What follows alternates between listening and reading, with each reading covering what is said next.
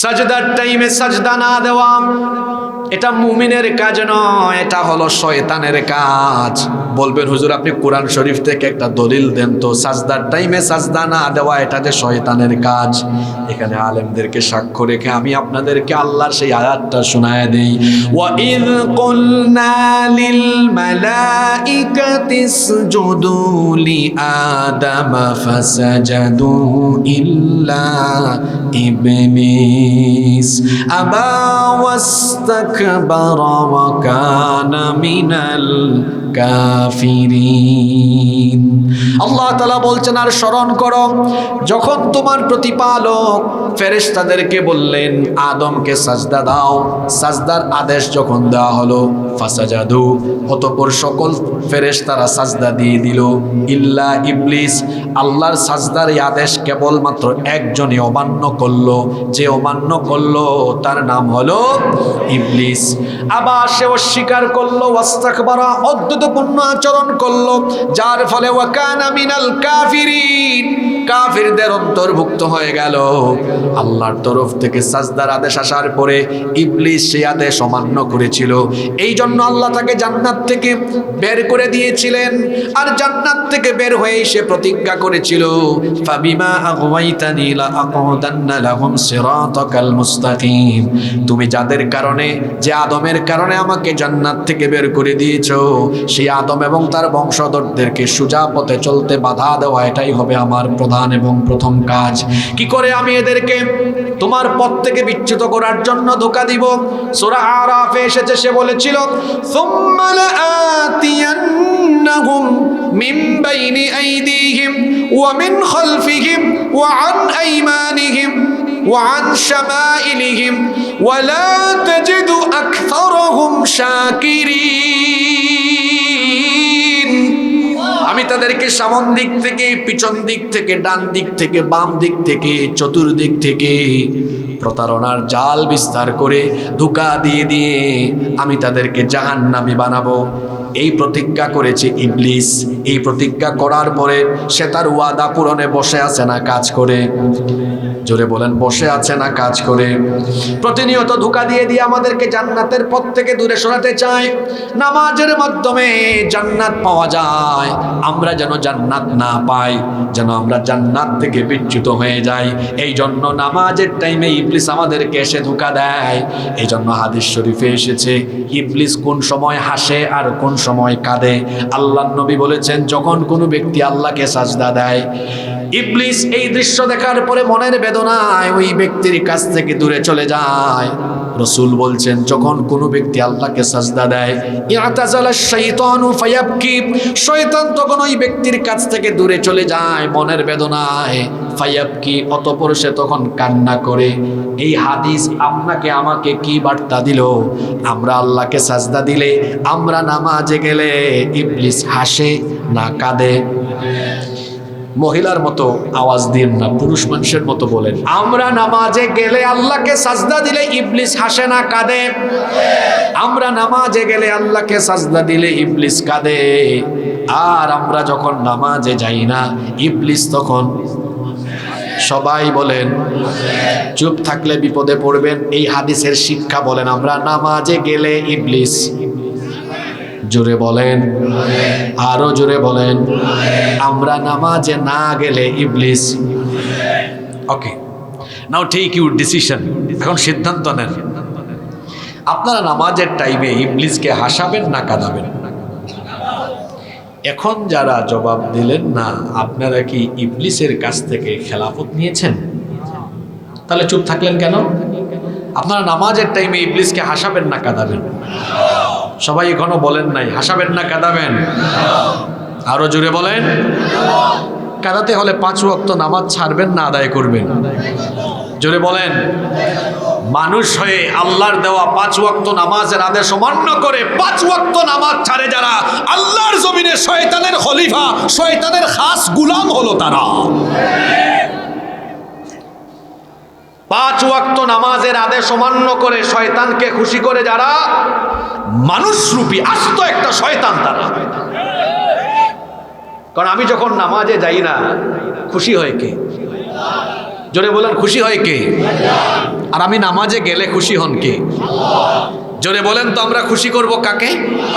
তো আল্লাহকে খুশি করতে হলে 5 ওয়াক্ত নামাজ ঠিক রাখার দরকার আছে না নাই? আশ্চর্য অবস্থা, নামাজের টাইমে মানুষ নাই, আবার ওয়াজের প্যান্ডেলে মানুষের জায়গা হয় না, কিন্তু দেখা যায় আজান হলে পরে আমাদের মসজিদগুলো ফাঁকা থাকে। আল্লাহর নবীর মসজিদের নাম মসজিদে নববী। মদিনায় এসে একটা মসজিদ বানালেন। সেই মসজিদের অবস্থা ছিল এমন, উপরে ছিল খেজুর পাতার ছাউনি, নিচে কোনো টাইলসও ছিল না, দামি কোনো কার্পেটও ছিল না, খেজুর পাতার ছাউনি দিয়ে ছাদ করা, নিচে কোনো কার্পেটও ছিল না, টাইলসও ছিল না। যখন তারা সাজদা দিতেন, মরুভূমির উত্তপ্ত বালির মধ্যে সাজদা দেওয়ার কারণে অঙ্গ প্রত্যঙ্গে, কপালে নাকে ধুলাবালু লেগে যেত। অল্প একটু বৃষ্টি হলে পরে কাদা অঙ্গ প্রত্যঙ্গে মেখে যেত। আল্লাহ নবীর মসজিদ ছিল কাঁচা, কিন্তু মুসল্লি ছিল পাকা।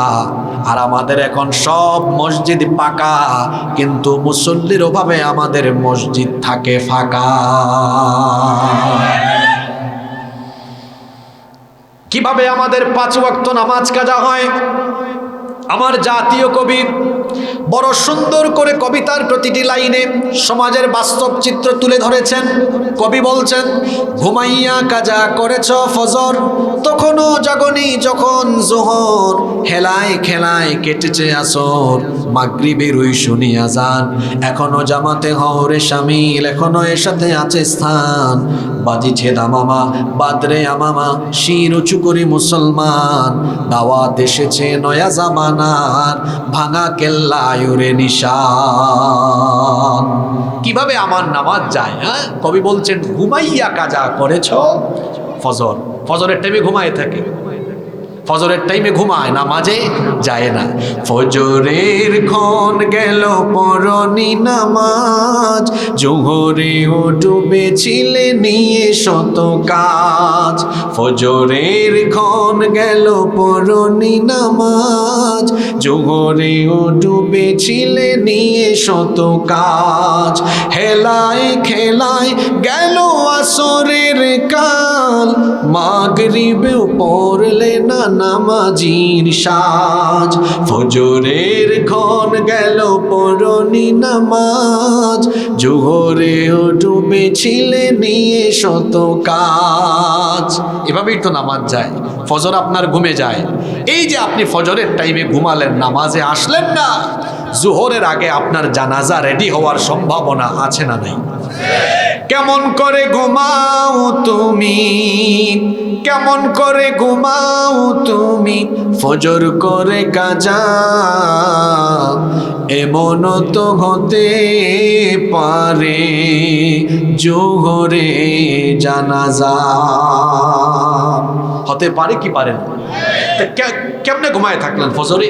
জোহর গেল আপনার অবহেলায়, আসর চলে গেল খেলাধুলায়, মাগরিব চলে গেল রং তামাশায়, এশা চলে গেল আড্ডায় আড্ডায়। এই রকম বেনামাজি হয়ে হয়ে হয়ে হয়ে মনে রাখবেন, একদিন এই জীবন ঘড়ির কাঁটা থেমে যাবে। আপনি একদিন মারা যাবেন। আপনার আগে কেউ পৃথিবীতে বেঁচে থাকতে পারে নাই। আপনি মারা যাবেন। নিজেকে বেনামাজি বানিয়ে, বেনামাজি হয়েই যদি দুনিয়া থেকে বিদায় নেন, কি কঠিন পরিণতি আপনার জন্য অপেক্ষা করছে আপনি কি কখনো ভেবেছেন? একবারও কি আপনার বিবেকের দুয়ারে এই হাদিসটা করাঘাত করে না? আমি যখন আমার রবের সামনে দাঁড়াবো, হাসরের মাঠে আমরা সবাই আল্লাহর সামনে একদিন দাঁড়াবো, এ ব্যাপারে কোনো সন্দেহ আছে? জোরে বলেন, সন্দেহ আছে? সেই দিন আল্লাহ বিচার আরম্ভ করবেন সর্বপ্রথম যে প্রশ্ন দিয়ে, যে আমলের ব্যাপারে প্রথমে তিনি আমাদের কাছে জানতে চাইবেন, সেই আমলের নাম কি? ওয়াস্ত সব জানে, শুধু আমল করে না। আল্লাহ নবী বলেছেন, ইন্না আউওয়ালা মা ইউহাসাবু বিহিল আবদু ইয়াউমাল কিয়ামাতি মিন আমালিহি সালাতিহি। আল্লাহ নবী বলেছেন, নিশ্চয়ই কিয়ামতের ময়দানে আল্লাহ তাআলা তোমাদের কাছ থেকে প্রথম যে আমল সম্পর্কে জানতে চাইবেন, সেটা হলো বান্দাদের নামাজ তুমি ঠিকমতো আদায় করেছো কিনা। কি জবাব দিবেন আপনি আল্লাহর কাছে? এখানে যদি 4-5 জন ব্যক্তি এদের পরিস্থিতি যদি এমন হয়, এই যে পা থেকে এতটুকু বুক পর্যন্ত অংশ থাকে, মাথাটা যদি কাটা থাকে, আপনারা বলেন তো মাথা ছাড়া এই পা থেকে বুক পর্যন্ত এতটুকু অংশ দেখে সাথে সাথে কি একজন মানুষের পরিচয় পাওয়া যাবে? তাহলে বোঝা গেল 3.5 হাত বডির মধ্যে যে অংশটা দেখলে সাথে সাথে একজন মানুষের পরিচয় পাওয়া যায় সেটা হলো মাথা। সেটা হলো কি? মাথা। এটা থাকলেই সাথে সাথে চেনা যায় এটা অমুক, তাই না? ইসলামের ইবাদতের মাথা বা মগজ বলা হয় নামাজকে। আস-সালাতু হিয়া রাসুল ইবাদা। নামাজ হচ্ছে ইবাদতের মগজ। যেমনি ভাবে পা থেকে গলা পর্যন্ত এতটুকু অংশ থাকলে, মাথা না থাকলে ওই মানুষের পরিচয় সাথে সাথে পাওয়া যায় না, ঠিক তেমনি নামাজ বাদ দিয়ে ওয়াজ মাহফিলের আয়োজন করে ওয়াজ মাহফিলের আয়োজক বক্তা তক্তা শ্রোতা হয়ে নামাজ কাজা করে নিজেকে মুসলমান হিসাবে আল্লাহর দরবারে পরিচয় দেওয়া যাবে না। সবার আগে হলো, জোরে বলেন, সবার আগে হলো নামাজ। ছেড়ে দিলে খুশি হয় কে? আদায় করলে খুশি হন কে? যে 5টি কাজে শয়তান খুশি হয় এর মধ্যে 1 নাম্বারটাই বললাম, নামাজ ছাড়লে শয়তান খুশি। শয়তানের গুলামি করে শয়তানকে কারা কারা খুশি করবেন হাত তুলে দেখান তো। মাশাআল্লাহ, অনেক জায়গায় বেহুশ মাহফিল হয়, মানুষ বেহুশ হয়ে ওয়াজ শুনে, এখানে হুশ আছে আলহামদুলিল্লাহ। ইয়া রব্বি, আমরা তো এতদিন ভুল করে ফেলেছি না বুঝে। আজকে আমরা এখানে বসে তওবা করলাম, আর নিজেকে আমরা শয়তানের ধোঁকায় জাহান্নামের পথে পরিচালিত করব না যতক্ষণ বেঁচে থাকবো। আল্লাহ তোমাকে খুশি করে তোমার গুলামি করে 5 ওয়াক্ত নামাজ আদায় করব। কারা কারা রাজি আছেন আল্লাহকে হাত দুটা দেখান তো। মাশাআল্লাহ মাশাআল্লাহ, আল্লাহ সবার হাতগুলা কবুল করেন, বলেন আমিন। হাত নামান। হাত কি আবেগের ঠেলায় তুলছেন না বুঝে শুনে তুলছেন? আর নামাজ ছাড়বেন? জোরে বলেন, নামাজ ছাড়বেন? মা বোনরা বাড়ি থেকে যারা শুনছেন প্লিজ, নামাজ ছাড়া যাবে। নামাজ ছাড়লে খুশি হয় কে? দেখো ওই হাদিসটা মনে আছে কিনা। এই একটা হাদিসে আপনার হেদায়েতের জন্য যথেষ্ট হতে পারে। আমি নামাজে গেলে শয়তান হাসে না কাঁদে? জোরে বলেন, কাঁদে। আর না গেলে আমরা এই ফুলুয়া বিজরা এই এলাকায় আমরা 5 ওয়াক্ত নামাজের টাইমে নামাজে গিয়া শয়তানকে কাঁদাতে কাঁদাতে বেটা ইবলিসকে আমাদের এলাকা থেকে গেট আউট করে দিব। রাজি আছেন? আল্লাহ কবুল করেন। বিশেষ করে যুবক ভাইদেরকে বলছে, কি পাকুম করে চলাফেরা করে এই বয়সে, কই হুজুর এখন কি নামাজ আদায় করবো না, একটু বুড়া হই তারপরে পড়বো। আপনি বুড়া হবেন এটা কে বলেছে আপনাকে? কত মানুষ আছে ইয়াং কালে, যুবক কালে, যৌবনকালে দুনিয়া থেকে চলে যায়, এরকম আছে না নাই?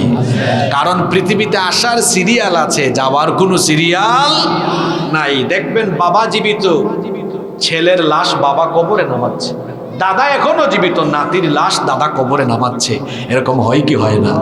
এজন্য আমার ভাইয়েরা, এখনই তো সময় নিজেকে নামাজি বানিয়ে চরিত্রবান বানানোর। যৌবনকালের ইবাদতে আল্লাহ খুশি না বেজার? যৌবনকালের ইবাদতের দাম আল্লাহর কাছে কম না বেশি? যৌবনকালের ইবাদতের 2টা ফায়দা বলি। 1 নাম্বার ফায়দা হলো, যদি হায়াত থাকে আর আপনি বার্ধক্যে পৌঁছান, তো বার্ধক্যকালে মানুষের শরীর তখন শক্তিশালী হয় না দুর্বল হয়? তো দুর্বল হওয়ার কারণে দেখবেন কোমরে, হাঁটুতে, পিঠে বিভিন্ন জায়গায় ব্যথা, চাইলেও আর যৌবনকালের মতো লম্বা সময় নামাজ আদায় করতে পারে না। কোনো ব্যক্তি যদি যৌবনকালে আল্লাহ তাআলার ইবাদত বন্দেগী ঠিকঠাক মতো করে বুড়াকালে শারীরিক দুর্বলতার কারণে কোনো মতে নামাজটা আদায় করে, ফেরেশতা জিজ্ঞেস করে, আল্লাহ তোমার এই বান্দা তো নামাজ কোনো মতে আদায় করেছে, সওয়াবটা লিখবো কেমনে? আল্লাহ বলেন, ফেরেশতা আমার এই বান্দার আমল নামা পিছনের দিকে উল্টাও, যৌবনকালের খবর কি বলো? ফেরেশতা বলে, আল্লাহ তোমার এই বান্দা যৌবনকালে নামাজের আজান হইলেই তোমাকে এসে সাজদা দিয়েছে, খুব সুন্দর টাইমে নামাজ আদায় করে, সুন্দরভাবে নামাজ আদায় করে তোমাকে খুশি করেছে। ফেরেশতাদেরকে আল্লাহ বলবেন, আমার বান্দা তার যৌবনকাল আমাকে দিয়েছে, আমাকে খুশি করেছে, এখন বয়সের কারণে আগের মতো আর লম্বা সময় ধরে নামাজ আদায় করতে পারে না, শারীরিক দুর্বলতা আছে, কোনো মতে নামাজ আদায় করে সওয়াবটা কোনো মতে দিও না। আমার বান্দা যৌবনকালে আমাকে খুশি করেছে, বুড়াকালে আমিও তারে খুশি করব, কোনো মতে নামাজ আদায় করলেও সওয়াবটা যৌবনকালের মতো যেভাবে পুরা দিয়েছ, এখনো পুরা সওয়াব দাও। সুবহানাল্লাহ। এতগুলো দুনিয়ায়, আর কিয়ামতের মাঠে সূর্য তো এখন পৃথিবী থেকে 15 কোটি কিলোমিটার দূরে। হ্যাঁ, আর কিয়ামতের দিন সূর্য মানুষের মাথার একদম নিকটে আসবে, গোটা হাসরের ময়দান তামা হয়ে যাবে, গুনাহগারদের মাথার চান্দি ফেটে মগজ উতরে উতরে গলে গলে বেয়ে বেয়ে পড়বে, মানুষের জিহবা মুখের ভেতর থেকে বের হয়ে কুকুরের মতো নাভিস্থল পর্যন্ত ঝুলবে, গাছপালা উদ্ভিদ বৃক্ষরাজি থাকবে না, শুধু আল্লাহর আরশের ছায়া থাকবে। আল্লাহ ফেরেশতাদেরকে বলবেন, ফুলুয়া গ্রামের যুবকগুলো কোথায়? ফেরেশতারা বলবে, আল্লাহ এই যুবকদেরকে দিয়ে কি করবেন? আল্লাহ বলবেন, যৌবনকাল আমাকে দিয়েছে, ও শাবুন নাশআ ফি ইবাদাতিল্লাহ, এই যুবকেরা আমার ইবাদতে যৌবন কাটিয়েছে, আমাকে তারা এত খুশি করলো, আজকের এই দিনে আমি তাদেরকেও খুশি করব কেন? আমার এই যুবক যে সকল বান্দারা আমাকে সাজদা দিয়েছিল, আজকে হাসরের মাঠে তাদের জন্য কোনো কষ্ট না হয়, ফেরেশতারা যাও এদেরকে ডেকে ডেকে আনো, আর আমার আরশে আজিমের নিচে তাদেরকে ছায়া জায়গা দান করো। সুবহানাল্লাহ। এই এলাকার যুবক ভাইয়েরা কি আল্লাহর আরশে আজিমের নিচে জায়গা পেতে চায় না? সবাই বলেন, চান কি চান না? তার নামাজ ছাড়বেন না, আদায় করবেন। সালাত কায়েম করো, সালাত কায়েম করো, হবে সম্মানী তুমি, হবে জান্নাতি তুমি, দেবে কাল হাসরে শীতল ছায়া আরশে আযীম, রব্বিয়াল আলা রব্বিয়াল আযীম। যৌবনকালের ইবাদতে খুশি হয়ে আরশে আজিমের ছায়ার নিচে যিনি জায়গা দিবেন, গলার আওয়াজ বড় করে বলেন, তিনি কে? নামাজ ছাড়লে শয়তান খুশি হয়, আদায় করলে আল্লাহ খুশি হন। খুশি করব আমরা কারে? আরো জোরে বলেন, কারে? তাহলে আজকের মাহফিলে প্রথম সিদ্ধান্তটা এখানে আমরা নিয়ে নিলাম, নামাজ আর জীবনেও কাজা করব না। ইনশাআল্লাহর আওয়াজ তো ছোট হইল নাকি? যারা বলে না অন্য কোনো উদ্দেশ্য আছে? আমরা সিদ্ধান্ত নিলাম জীবনেও নামাজ কাজা করব না।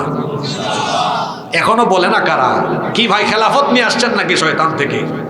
আর জীবনেও নামাজ ছাড়বো না ইনশাআল্লাহ। এই যে মাহফিলে গেলে আপনারা খালি ঠিক কিনা, ঠিক ঠিক এগুলো এত জোরে বলেন, তো ইনশাআল্লাহ সুবহানাল্লাহ আল্লাহু আকবার বলেন না কেন?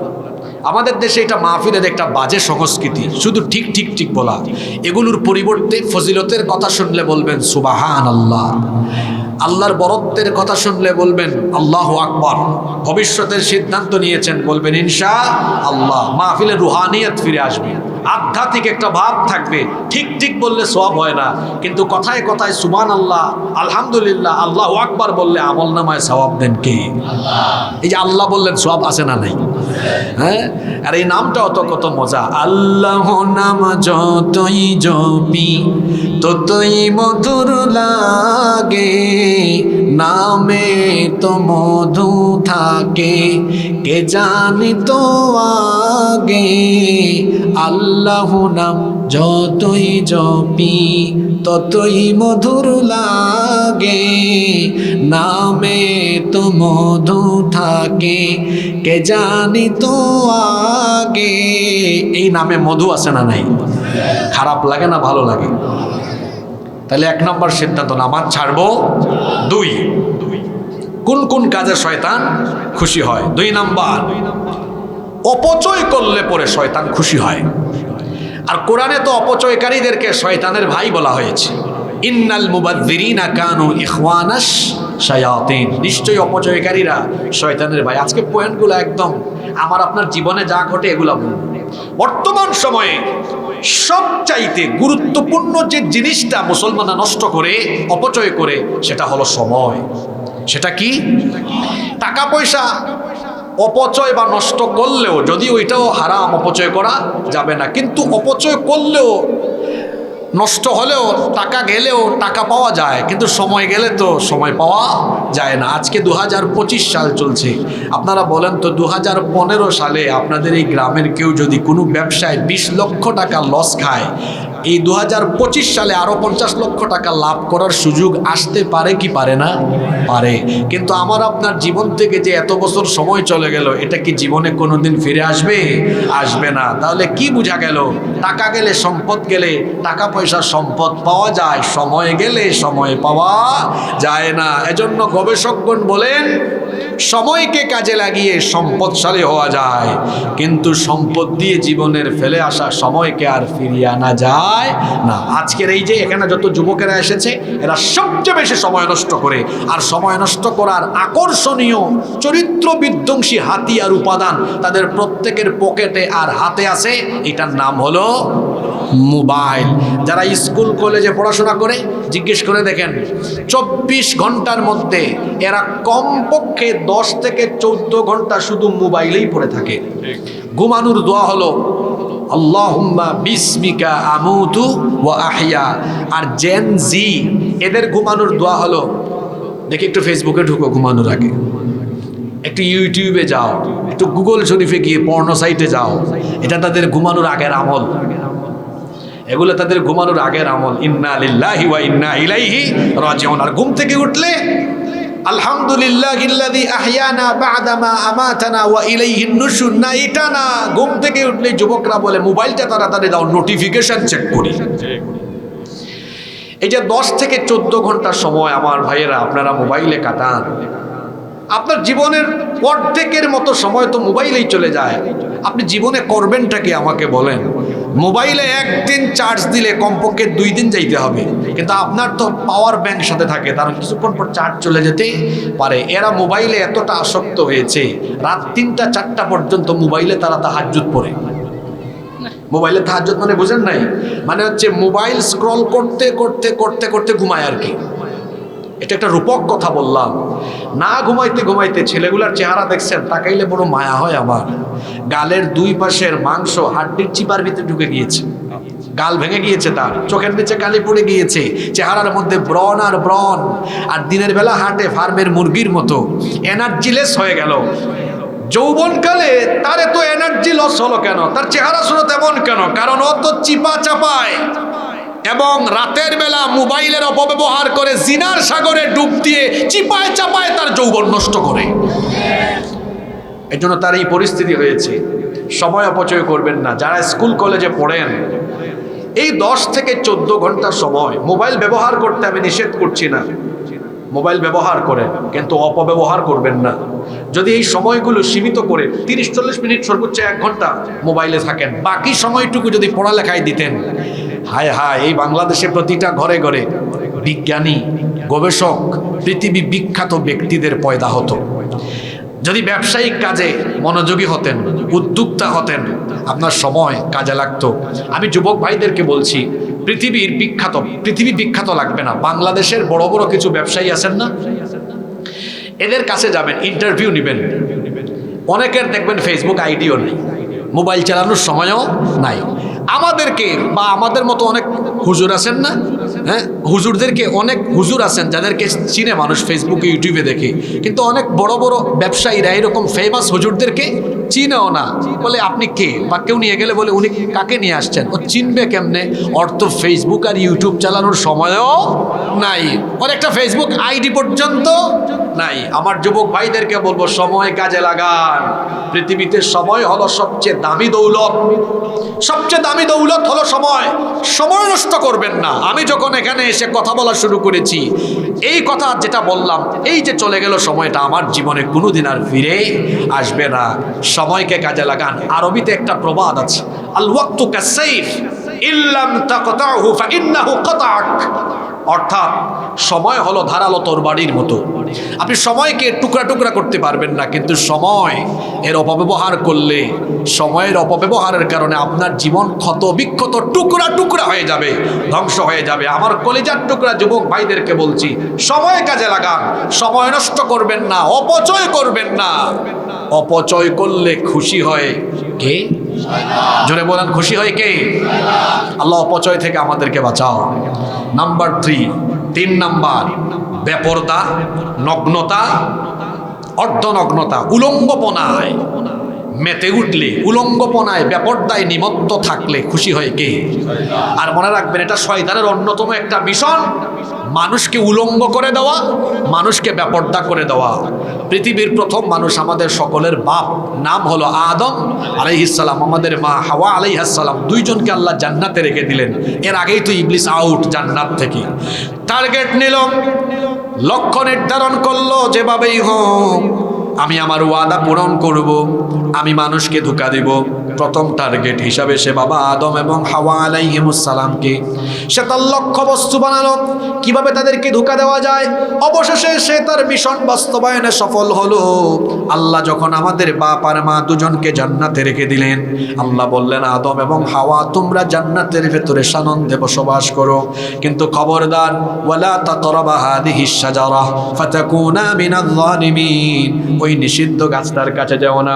ইবলিস এসে বলল শোনো, আল্লাহ তাআলা তোমাদেরকে ওই গাছের কাছে যেতে এজন্য নিষেধ করেছেন, যদি তোমরা সেখানে যাও তাহলে তোমরা জান্নাতে চিরস্থায়ী হয়ে যাবে, যাতে করে তোমরা জান্নাতে চিরস্থায়ী হতে না পারো এই জন্য আল্লাহ তোমাদেরকে ওখানে যেতে নিষেধ করেছেন।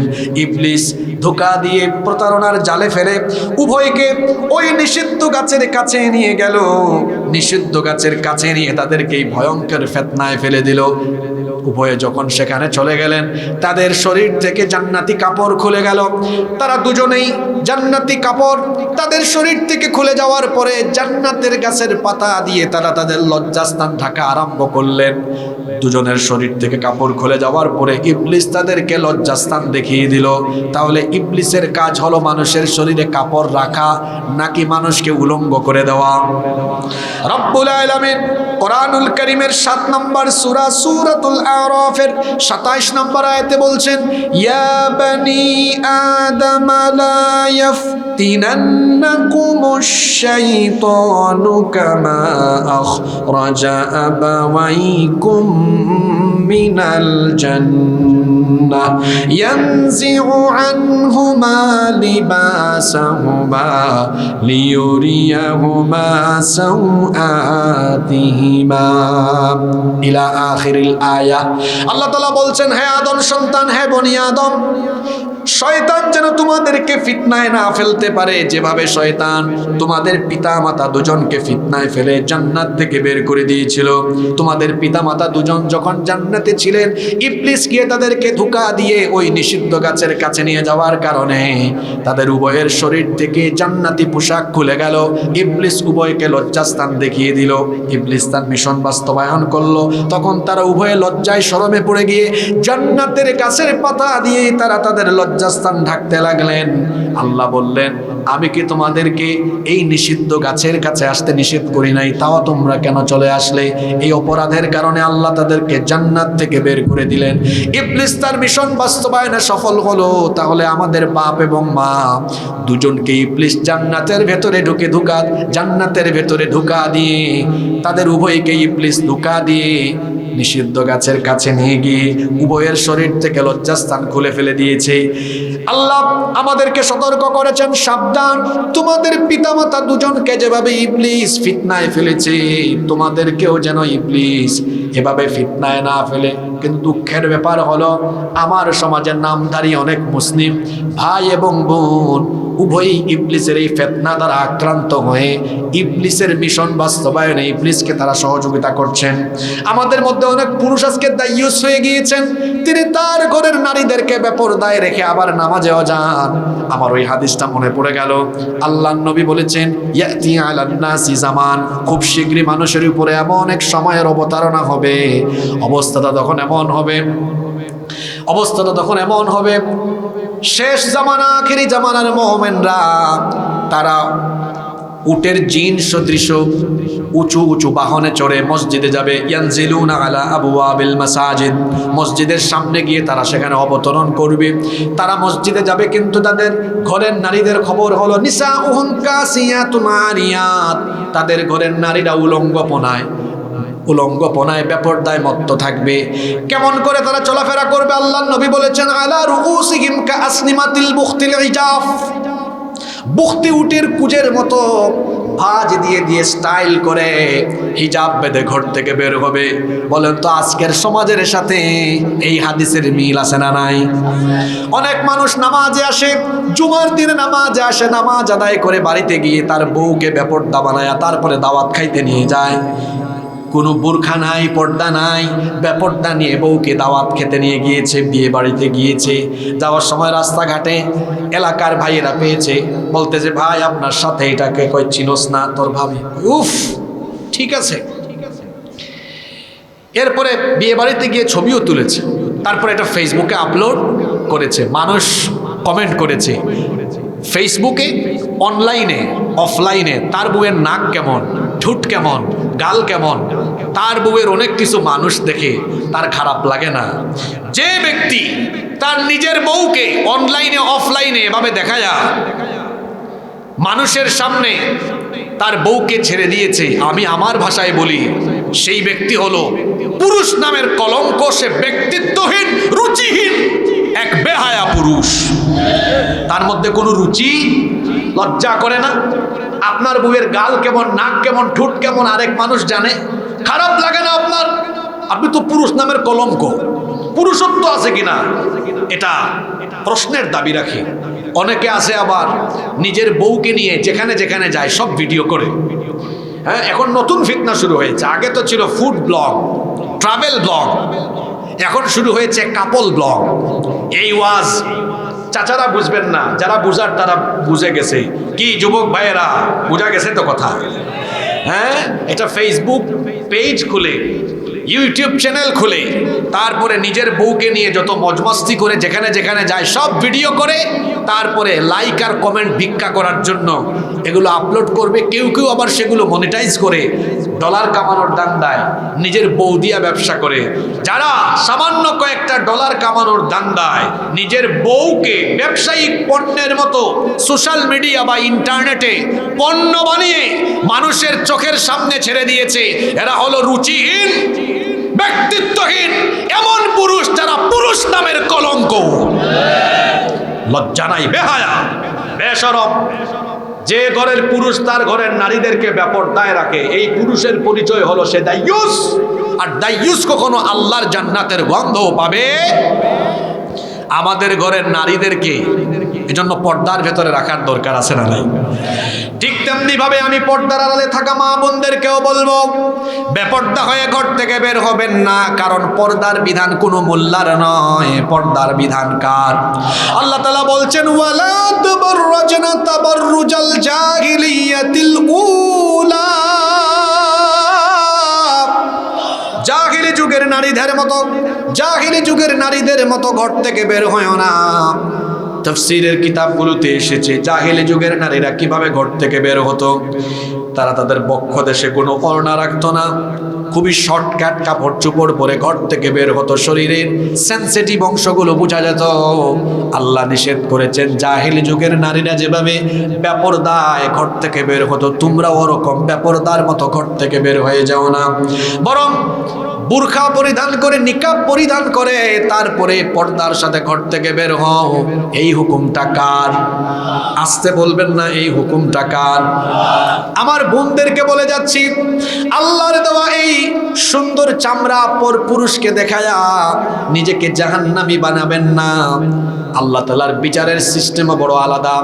আল্লাহর দেওয়া সুন্দর চামড়া পর পুরুষকে দেখান, আবার এই চামড়ার উপরে আটা, ময়দা, আশকারা মাস্কারা দিয়ে ডলাডলি করেন, এরপরে পর পুরুষকে এটা অ্যাট্রাকটিভ বানায়া তারপরে দেখান। এই চামড়া কিয়ামতের দিন আপনার বিরুদ্ধে আল্লাহর কাছে সাক্ষ্য দিবে। রব্বুল আলামিন বলছেন, শাহিদা আলাইহিম সামউহুম ওয়া আবসারুহুম ওয়া জুলুদুহুম বিমা কানু ইয়ামালুন।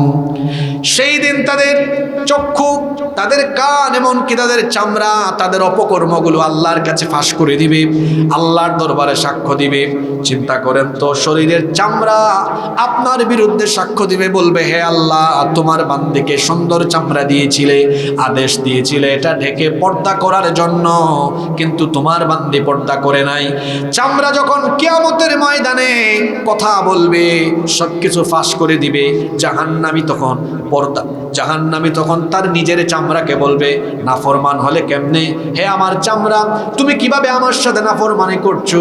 শীতের দিনে কত লোশন তোমার গায়ে ঢালাঢালি করতাম, গোসলে গেলে পরে সেখানে দামি দামি ব্র্যান্ডের সাবান বা শাওয়ার জেল ব্যবহার করতাম, জৈতুনের তেল ব্যবহার করতাম, দামি দামি ব্র্যান্ডের লোশন ব্যবহার করতাম, তোমার এত যত্ন নিতাম, তুমি কেমনে আজ আমার বিরুদ্ধে সাক্ষ্য দাও? ওয়াকালু লিজুলুদিহিম লিমা শাহিদতুম আলাইনা ক্বালু আনতাকানাল্লাহুল্লাযী আনতাকা কুল্লা শাই। ওয়াকালু লিজুলুদিহিম, আর তারা তাদের চামড়াকে বলবে লিমা শাহিদতুম আলাইনা, তুমি কেন আমার বিরুদ্ধে সাক্ষ্য দিচ্ছ? সেদিন চামড়ার জবান খুলে দিবেন কে? চামড়া তখন বলবে যিনি বাক শক্তিদাতা তিনি আজ আমার জবান খুলে দিয়েছেন, যাতে তোমার অপকর্ম আমি আল্লাহর দরবারে ফাঁস করতে পারি। আমার মায়েরা, আমার বোনেরা, যে চামড়া মানুষকে দেখান, এই সুন্দর চামড়াই আপনার বিরুদ্ধে কথা বলবে, কারণ তার জবান খুলে দিবেন কি? সাবধান। এই জন্য আল্লাহর দেওয়া পর্দার হুকুম মেনে চামড়াটা ঢেকে তারপরে ঘর থেকে বের হবেন।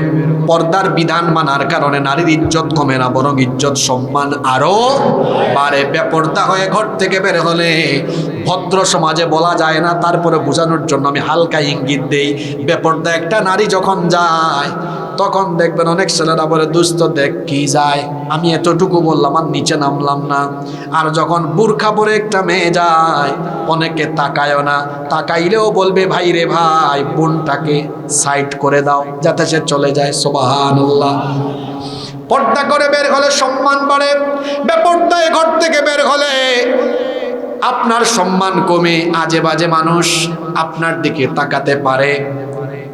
আর পর্দা করলে পরে আপনার সম্মান আরো বাড়বে। বাড়ায়া দিবেন কে? আমার দেশে আবার কিছু মানুষ আছে, আমরা পর্দার কথা বললে তারা বড় বেজার। হ্যাঁ, তারা বলে দেখছো এই মোল্লারা, এই হুজুররা পর্দার কথা বলে নারীদের উন্নতি আটকাই দিচ্ছে তারা। আমিও আমার ভাষায় বলি শিয়াল, সে সবসময় মুরগির স্বাধীনতা চায়। একবার এক শিয়াল মুরগির খামারের পাশ দিয়ে যাচ্ছে। এখন খামারি বেচারা চতুর্দিকে ওই যে নেটের বেড়া আছে না, বেড়া দিয়ে রাখছে যাতে একটা মুরগিও বাহিরে যাইতে না পারে। শিয়াল নেটের কাছে গিয়া বলতেছে, এই মুরগি, তাদেরকে দেখে আমার খুব মায়া লাগে। মুরগি বলে, মামা আপনার তো মায়া লাগে কেন? হ্যাঁ মামু, কারণটা কি? কয় বুঝোস না কেন মায়া লাগে? আমার দিকে তাকাতুরা, আমার কোনো বেড়া নাই, কোনো জেল নাই, কিছুই নেই, আমার স্বাধীনতা আছে, আমি সব জায়গায় নিজের ইচ্ছায় বিচরণ করতে পারি। কিন্তু তোদের মালিক বড় খারাপ, তোদেরকে বেড়া দিয়ে এখানে আটকায় রাখছে। যদি বেড়াটা না দিত আমার মতো স্বাধীন থাকতে, তোরা তো পরাধীন। তোদের এই পরাধীনতা দেখে আমার খুব মায়া লাগতেছে। এক মুরগি বলতেছে, মামু আপনার মতলব কিন্তু আমরা বুঝছি। আমাদের মালিক যদি আমাদেরকে বেড়া দিয়ে আটকায় না রাখতো, আপনি আমাদের সাথে কথা বলতেন না, আমাদেরকে বলার চান্সও দিতেন না, আমাদেরকে স্বাধীন পাইলে আপনি ধরতেন আর খাইতেন। শিয়াল যেমন মুরগির স্বাধীনতা চায়, ঠিক তেমনি চরিত্রহীন লম্পট স্বভাবের লোকেরা নারী প্রগতি আর নারী উন্নতির নামে নারীদেরকে বেপর্দা বানাইয়া রাস্তাঘাটে কিংবা তাদের অফিসের ভোগ্যপণ্য বানিয়ে তাদেরকে লাঞ্ছিত করার ব্যবস্থা করতে চায়। আমার দেশের সহজ সরল অবলা মা বোনদেরকে এটা বুঝতে হবে। আপনারা পড়ালেখা করেন, চাকরি করেন, ব্যবসা করেন, সব করতে পারবেন। ইসলামে এতে কোনো বিধিনিষেধ, কোনো নিষেধাজ্ঞা নাই, কিন্তু পর্দার সাথে করতে হবে। আমার ঘরের যত মা বোনরা আছেন তাদেরকে আমি পর্দায় রাখবো, এটা আমার দায়িত্ব। একজন নারী বেপর্দা হওয়ার পেছনে একজন পুরুষের দায়বোধ আছে না নাই? আপনার বউ বেপর্দা হয় কেমনে? কারণ আপনি ঠিক নাই। আপনি ঠিক থাকলে বউর ঘরের বউ সে অবশ্যই পর্দা করবে, তবে শাসন করবেন না। কারণ আমি প্রায় জায়গায় বলি নারীরা হলো প্রজাপতির মতো, আগে শাসন করবেন, আগে ভালোবাসা তারপরে শাসন। নারীরা হলো প্রজাপতির মতো। প্রজাপতি চিনেন না আপনারা? আস্তে করে ধরলে উড়ে যায়, জুড়ে ধরলে মরে যায়, বিপদ আছে। আপনি কি করবেন? আপনার বউকে গিয়ে বুঝান। কিছু ভাইয়ের বউ আছে বুঝে না, খালি লিপস্টিক লাগাইয়া আশকারা মাস্কারা যা বের হয়। আপনি এভাবে গিয়ে বলেন না, ওগো আমার প্রিয়তমা, তুমি আমার জানের জান, তোমাকে এত ভালোবাসি বুঝাইতেও পারবো না, এত ভালোবাসা দুনিয়াতেও নাই। তোমারে কেউ দেখলে আমার কলিজা ক্ষত বিক্ষত হয়ে যায়।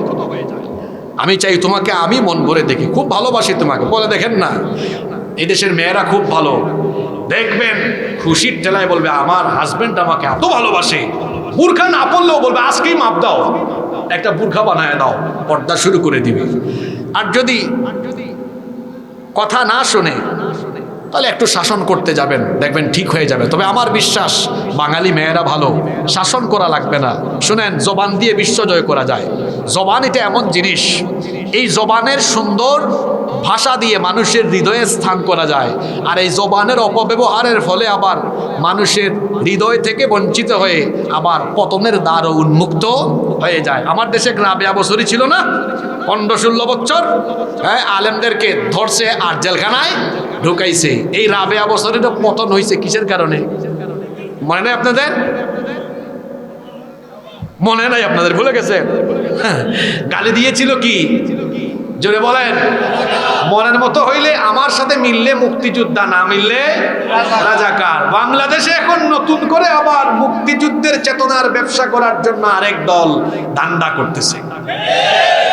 ধর্ম আর মুক্তিযুদ্ধকে বিপরীতমুখী দাঁড় করিয়ে এই জাতিকে বিভক্ত করার অপচেষ্টা আর করবেন না। অতীত থেকে শিক্ষা নেন। মুক্তিযুদ্ধকে আমরা সম্মান করি, তবে মুক্তিযুদ্ধের চেতনা ইসলাম বিরোধী নয়। এই দেশের আসল চেতনা হলো ইসলাম।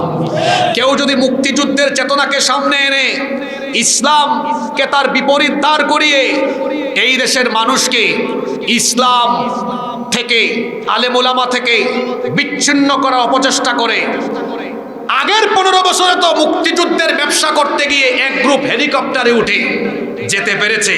ভবিষ্যতে কেউ যদি আবারও এই জাতিকে বিভক্ত করার জন্য মুক্তিযুদ্ধের চেতনা আর ইসলামকে বিপরীতমুখী দাঁড় করায়, এই দেশের মানুষ তাদেরকে হেলিকপ্টারে উঠার সুযোগও দিবে না। আগে ভাগে সতর্ক হয়ে যান। এই দেশে টিকে থাকতে হলে ইসলামকে ভালোবাসতে হবে। এই দেশে টিকে থাকতে হলে আলেমদেরকে পছন্দ হতে হবে। এই দেশে টিকে থাকতে হলে মুসলমানদের সাথে থাকতে হবে। তার মানে আবার এই না যে এদেশে অমুসলিম যারা তাদেরকে কি আমরা ফেলে দিব? না, আমরা যুগ যুগ ধরে এখানে সাম্প্রদায়িক সম্প্রীতি নিয়ে বসবাস করছি। আগামী তো আমরা এভাবে মিলেমিশে বাস করব, কারণ আমাদের ইসলাম আমাদেরকে এটাই শেখায়। অন্য ধর্মের মানুষকে সম্মান করা, ভালোবাসা, এটা আমাদেরকে শিক্ষা দিয়েছেন সরাসরি কে? আল্লাহ তো কোরআনে বলেছেন, অন্য ধর্মের উপাস্যকে গালি দিও না। এমনকি অন্য ধর্মের উপাসনালয়ে হামলাও চালাতে নিষেধ করেছেন মুহাম্মাদুর রাসূলুল্লাহ সাল্লাল্লাহু আলাইহি ওয়াসাল্লাম। এত সুন্দর শিক্ষা আমাদের ইসলামের ভেতরে আছে। এদেশে ইসলাম যদি কায়েম হয়ে যায়, আমি আমার ভাষায় বলি, মায়ের কোলে শিশু যেমন নিরাপদ, ইসলামী রাষ্ট্রে মুসলমানদের কাছে অমুসলিমরাও তেমন নিরাপদ। সম্মানিত ভাইয়েরা, কষ্ট হচ্ছে আপনাদের? আচ্ছা, তাহলে আমরা কয় নাম্বার পয়েন্টে এখন কথা বলছি? 3। বেপর্দায় থাকলে খুশি হয় কে? আমরা বেপর্দায় থাকবো না আমাদের ঘরের নারীদেরকে পর্দায় রাখবো? জোরে বলেন, কিসে রাখবো? আল্লাহ তৌফিক দেন। তারপরে 4 নাম্বার, আপনারা বড় মজার মানুষ তো, হ্যাঁ, আপনাদের সাথে কথা বলতে বলতে সময় তো দ্রুত গতিতে যায়, আটকানো যায় না। কষ্ট হচ্ছে নাকি আপনাদের? আমি যদি, আমাকে তো বলছিলেন 45 পর্যন্ত, আমি যদি 10 মিনিট নেই, অসুবিধা আছে? আমি হ্যাঁ, আপনাদের কষ্ট হচ্ছে? আপনারা খুব মজার মানুষ আসলে, কথার তালে কোন দিকে সময় যায় বুঝাও যায় না। তো 4 নাম্বার পয়েন্ট, আমার আর 2টা পয়েন্ট বাকি আছে, একটু রিভিউ করি না আগের গুলা। নামাজ ছাড়লে খুশি হয় কে? 2 নাম্বার, অপচয় করলে খুশি হয় কে? 3, বেপর্দায় থাকলে খুশি হয় কে? 4, দলাদলি করলে খুশি হয় কে? দলাদলি করা যাবে না, দলে দলে ভাগ হয়ে মুসলমানরা বিভক্ত হওয়া যাবে না। কারণ অনৈক্য আর বিভক্তিতে থাকলে পরে শয়তানের মিশন বাস্তবায়ন হয়। মুসলিম শরীফের হাদিস, জাবির বিন আব্দুল্লাহ রাদিয়াল্লাহু আনহুমা, এই হাদিসের বর্ণনাকারী সাহাবী, তিনি বলছেন, আমি আল্লাহর নবীকে বলতে শুনেছি, নবীজি বলেছেন, ইন্নাশ শাইতানা ক্বাদ আইসা আন ইয়াবুদাহুল মুসাল্লুনা ফি জাজিরাতিল আরব। আল্লাহর নবী বলেছেন, শয়তান এই ব্যাপারে নিরাশ হয়ে গিয়েছে। সে জানে জাজিরাতুল আরবের ভেতরে সে আর মুসল্লিদেরকে তার গোলামি করাতে পারবে না। ওয়ালাকিন, কিন্তু ফিত তাহরিশি বাইনাহুম, মুসলমানদেরকে দলে দলে ভাগ করার ব্যাপারে শয়তান নিরাশ নয়, সে আশাবাদী। অর্থাৎ শয়তান এই আশায় কাজ করে, আমি মুসলমানদেরকে দলে দলে দলে দলে ভাগ করে রাখবো। দলে দলে ভাগ হয়ে থাকলে পরে আমাদের শক্তি কমে, আর মুসলমানের শক্তি যখন কমে ইবলিসের হাসাহাসি, ইবলিসের আনন্দ তখন বাড়ে। কারণ যখন পৃথিবীতে মুসলমানরা শক্তিশালী হবে, ইসলাম বিজয়ী হবে, আল্লাহর দিন কায়েম হলে শয়তান খুশি না বেজার? আল্লাহর দিন কায়েম হলে শয়তান বেজার, শয়তান এটা চায় না। আর ঐক্যবদ্ধ থাকলে পরে আল্লাহর দিন কায়েম সহজ হয়। এজন্য শয়তান চায় মুসলমানরা যেন ঐক্যবদ্ধ না হয়। ওয়ালাকিন ফিত তাহরিশি বাইনাহুম, তোমাদের মধ্যে দলাদলির ব্যাপারে শয়তান নিরাশ নয়, সে আশাবাদী, সে চায় তোমরা যেন দলে দলে বিভক্ত হয়ে থাকো। আর আল্লাহ চান, আল্লাহ বলেন ওয়াতাসিমু বিহাবলিল্লাহি জামিআন ওয়া লা তাফাররাকু, তোমরা ঐক্যবদ্ধ হয়ে আল্লাহর দ্বীনের রজ্জুকে আঁকড়ে ধরো, বিচ্ছিন্ন হয়ে না। নবীজি বলেছেন ইহুদি খ্রিস্টানরা ৭২ দলে বিভক্ত হয়েছে, আমার উম্মত ৭৩ দলে বিভক্ত হবে। ৭২ দল জাহান্নামে যাবে, এক দল জান্নাতে যাবে। সাহাবীরা বললেন তারা কারা? আল্লাহর নবী বললেন যারা আমার আর আমার সাহাবীদের পথের উপরে আছে তাদেরকে জান্নাত দিবেন কি? এজন্য আমরা কেউ অনৈক্য দলাদলিতে বিভক্ত হব না, সবাই ঐক্যবদ্ধ থাকবো। ঐক্যবদ্ধ থাকলে পরে আমাদেরকে রহমত যিনি দান করবেন, জোরে বলেন তিনি কি? এই যে ৫ আগস্টের পরে বাংলাদেশে একটা সুযোগ এসেছে, ইসলামপন্থী যত দল আছে, যত আলেমুলামা আছেন, এখন মানুষ সবাইকে এক দেখতে চায়। আপনারা সবাইকে এক দেখতে চান না? সবাই এক থাকলে পরে শক্তি আমাদের বাড়বে। দেখেন নাই ৩-৪ দিন আগে আমাদের দেশের 2টা ইসলামী দলের 2 প্রধান ব্যক্তি পাশাপাশি বসার পরে দেখছেন তো আপনারা, নাস্তিক পাড়ায় আগুন লেগে গিয়েছে। কথা বুঝেন নাই? বামব্রাম পাড়া আর নাস্তিক পাড়ায় আগুন ধরে গিয়েছে। 2 দলের 2 নেতা খালি বসেছেন, ঐক্যের কোনো ঘোষণা এখনো দেন নাই। কাছাকাছি বসায় যদি তাদের নাস্তিক পাড়ায় আগুন ধরে, আমি তো বলি সবাই ঐক্যের ঘোষণা দিলে বাংলাদেশের ইসলাম বিরোধী পাড়ায় তুফানের আগুন শুরু হয়ে যাবে। আমরা একটি ঐক্যবদ্ধ বাংলাদেশ পেতে চাই কি চাই না? আমি তো বলি এই দেশের আলেম ওলামারা ঐক্যবদ্ধ হয়ে গেলে সাথে সাথে এদেশের সব মানুষও জায়গায় চলে আসবে, তারাও বাংলাদেশের দায়িত্ব আলেম ওলামার হাতে তুলে দিবে। কারণ আমরা আগামীর বাংলাদেশকে আলেম ওলামার নেতৃত্বে দুর্নীতি মুক্ত, চাঁদাবাজ মুক্ত, টেন্ডারবাজি মুক্ত, ক্ষুধা এবং দারিদ্র মুক্ত একটি ইসলামী রাষ্ট্র, কল্যাণ রাষ্ট্র হিসাবে, কোরআনের রাষ্ট্র হিসাবে দেখতে চাই কি চাই না? এজন্য ঐক্যবদ্ধ থাকার দরকার আছে না নাই? এজন্য আমরা আমাদের ফুলুয়া গ্রামে কে জুড়ে আমিন, কে আস্তে আমিন, কে মোনাজাত ধরে, কে ধরে না, এগুলো আমরা দেখবো না। আমাদের ঐক্যের ফর্মুলা হবে আমাদের রব কয়জন, কিতাব কয়টা, রসুল কয়জন, যারা তাওহীদ আর রিসালাতের উপরে থাকবে তাদেরকে নিয়ে আমরা এক থাকবো, আল্লাহর জমিনে আল্লাহর দিন কায়েমে কাজ করব ইনশাআল্লাহ। নাম্বার 5 এবং সর্বশেষ পয়েন্ট হলো আল্লাহর দিন কায়েমের বিপরীতে তাগুত এবং মানুষের তৈরি করা মতবাদ প্রতিষ্ঠার আন্দোলনে থাকলে খুশি হয় ইবলিস। খুশি হয় কে? আল্লাহ তো কোরআনে বলেছেন আল্লাযীনা আমানু ইউকাতিলুনা ফি সাবিলিল্লাহ, যারা ঈমানদার তারা আল্লাহর পথে লড়াই করে। আর এদেরকে পছন্দ করেন কে? ওই যে সূরা সফে তাফসীর পাবেন। কোরআনের মজা হলো এটা, এক আয়াতের তাফসীর পাওয়া যায় অন্য আয়াতে। ইন্নাল্লাহা ইউহিব্বুল্লাযীনা ইউকাতিলুনা ফি সাবিলিহি সাফফান কাআন্নাহুম বুনিয়ানুম মারসুস, নিশ্চয়ই আল্লাহ তাদেরকে পছন্দ করে যারা সীসা ঢালা প্রাচীরের মতো আল্লাহর দ্বীনের পথে জানমাল দিয়ে লড়াই করে। সুবহানাল্লাহ। তো ঈমানদার যারা আল্লাহর পথে লড়াই করে, আল্লাহর দ্বীন কায়েম করে, তারা والذين كفروا يقاتلون في سبيل الطاغوت فقاتلوا أولياء الشيطان। আল্লাহ বলেছেন নাফরমানরা লড়াই করে তাগুতের পথে। তাগুত ব্যাপক অর্থবোধক শব্দ, সংক্ষিপ্ত কথা হলো আল্লাহর জমিনে আল্লাহর দ্বীন কায়েমে বিপরীতে দাঁড়ায় যারা, তাগুত হলো তারা। এই তাগুতের অনুসারীরা হলো শয়তানের বন্ধু। তাহলে আল্লাহর জমিনে আল্লাহর দ্বীন কায়েম না হোক, এই কাজে থাকে যারা, কার বন্ধু তারা? আল্লাহরকে বলছে কার বন্ধু? তো আমরা কি মানুষের তৈরি করা আইন, নেতা নেত্রীর আইন কানুন আদর্শ বাস্তবায়ন করে শয়তানের বন্ধু হব? না আল্লাহর কোরআনের বিধান কায়েম করে আল্লাহ তাআলার প্রিয় হব? আল্লাহর প্রিয় হব। তাহলে মানুষের তৈরি করা মতবাদ, মত আদর্শ বাস্তবায়নের সংগ্রাম ছেড়ে দিয়ে ফিরে আসুন কোরআনের দিকে। এসো কোরআনের ছায়া তলে সমবেত হই, এসো আল্লাহ রাসূলের অনুগত হই, এসো কোরআনের ছায়া তলে সমবেত হই। যুবক ভাইদেরকে বলছি, এই যৌবন দিয়েছেন কে? আল্লাহর দেওয়া যৌবন তথাকথিত নেতা নেত্রীর ক্ষমতার হাতিয়ার হিসাবে আপনি তাদের জন্য ব্যবহার করছেন। তাদের সামনে পিছনে মোটরসাইকেল শুডাউন করে আপনার যৌবন তার ক্ষমতার হাতিয়ার হিসেবে ব্যবহার করে আপনি তো ইউজড হচ্ছেন, ব্যবহৃত হচ্ছেন। আমি আমার ভাইদেরকে বলবো, এই যৌবন কোনো নেতা নেত্রীর চামচামি করার জন্য দেওয়া হয় নাই। এই যৌবন দেওয়া হয়েছে আল্লাহর জমিনে আল্লাহর দিন কায়েম করার জন্য।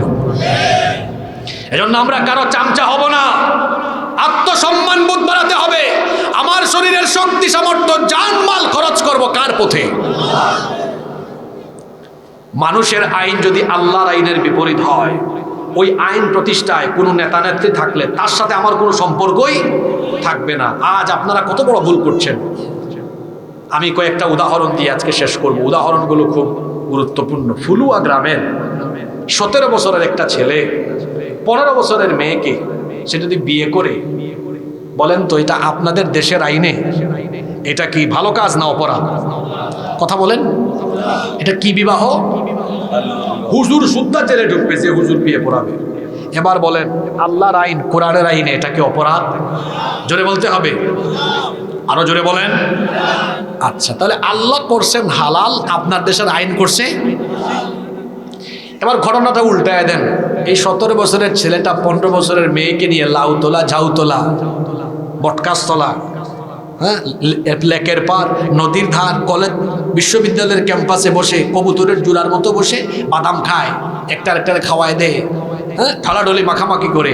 এটা আল্লাহর আইনে অপরাধ এবং হারাম, কিন্তু আপনাদের দেশের আইনে ব্যাপারই না। আল্লাহ এটাকে করলেন হারাম, আপনার দেশের আইন করলো। আমি কি ভুল বলেছি? এভাবে আল্লাহ করেছেন হারাম, আপনার দেশের আইন যদি করে হালাল। আল্লাহ করেছেন হালাল, আপনার দেশের আইন যদি করে হারাম। সেই দেশের এমন আইন প্রতিষ্ঠার আন্দোলনে যারা জড়িত থাকবে এরা উভয়ই আল্লাহর দরবারে অপরাধী হবে। এজন্য আমি আপনাদেরকে বলবো, আমি আপনাদেরকে অনুরোধ করব, আল্লাহ তাআলার সার্বভৌমত্বের সাথে, আল্লাহর মহান সার্বভৌমত্বের সাথে শিরকে লিপ্ত হয়ে এমন কাজে জড়িয়ে নিজেকে জাহান্নামমুখী করবেন না, বরং আল্লাহর আইন বাস্তবায়নের জন্য, কোরআনের রাজ কায়েমের জন্য আমরা সবাই ঐক্যবদ্ধ থাকব। শুধু কি তাই? আপনাকে আরো বহু উদাহরণ দিতে পারবো, সময়ের কারণে দিচ্ছি না। হ্যাঁ, মদ এটা আল্লাহর বিধানে হালাল না হারাম? ওই ঢাকায় যাইয়েন, গুলশানে, বনানীতে দেখবেন কিছু ভিআইপি এরিয়াতে রেস্টুরেন্ট আছে, বাহিরে সাইনবোর্ড টানানো আছে। যারা ঢাকায় থাকেন দেখছেন, এখানে বার কাউন্সিল না, মাদক নিয়ন্ত্রণ অধিদপ্তরের অনুমোদিত বিশেষ বারের ব্যবস্থা রয়েছে। কারবার দেখছেন, নামও দিছে মাদক নিয়ন্ত্রণ অধিদপ্তর, মানে নির্ভুল না, নিয়ন্ত্রিত মাত্রায় আমরা আপনাদেরকে খাওয়াবো। বিশেষ অনুমোদিত আছে এখানে, আপনি খাইতে পারবেন। আল্লাহর আইনে হারাম, আপনার দেশের আইনে সীমিত পরিসরে হালাল। এই সাহস কে দিল আপনাকে? এরকম করে একটা দুইটা আইন নয়, আরো বহু আইন আছে। যদি কোনো দেশে এইরকম থাকে আল্লাহর আইনের বিপরীত আইন, আর সেই আইন প্রতিষ্ঠার জন্য যেই দল রাজনীতি করবে, ওই দলের মানুষকে যারা সমর্থন দিবে, উভয় অপরাধী হবে। বরং এর বিপরীতে আল্লাহর বিধান চেষ্টার জন্য, আল্লাহর বিধান কায়েমের জন্য মুমিনরা ঐক্যবদ্ধ হয়ে আল্লাহর দ্বীনের পথে আন্দোলন করবে। আমি যদি এই আন্দোলনটুকু করি, আমার পরিচয় আল্লাযীনা আমানু ইউকাতিলুনা ফি সাবিলিল্লাহ। আর ওই যে সূরা সফের আয়াত, ইন্নাল্লাহা ইউহিব্বুল্লাযীনা ইউকাতিলুনা ফি সাবিলিহি সাফফান কাআন্নাহুম বুনিয়ানুম মারসুস। আমি আল্লাহর প্রিয় হয়ে যাব। আল্লাহর দ্বীন কায়েম করা আমার উপর অবধারিত নয়, আমি চেষ্টা করা আমার জন্য ফরজ। কায়েম করা ফরজ নয়, কায়েম হবে কে চাইলে। আমি চেষ্টাটুকু করবো, অন্তত আল্লাহকে বলতে পারবো, আল্লাহ আমি এইসব বাজে বাজে কাজে ছিলাম না। তাহলে আমরা যখন আল্লাহর দ্বীনের পথে সংগ্রাম করি, আল্লাহর প্রিয় আমরা হই। আর যখন তাগুত বা মানুষের তৈরি করা আইন প্রতিষ্ঠার সংগ্রাম করি, তখন শয়তান তাদেরকে তার কি বানায়? বন্ধু বানায়। ওরা শয়তানের কাছে প্রিয় হয়।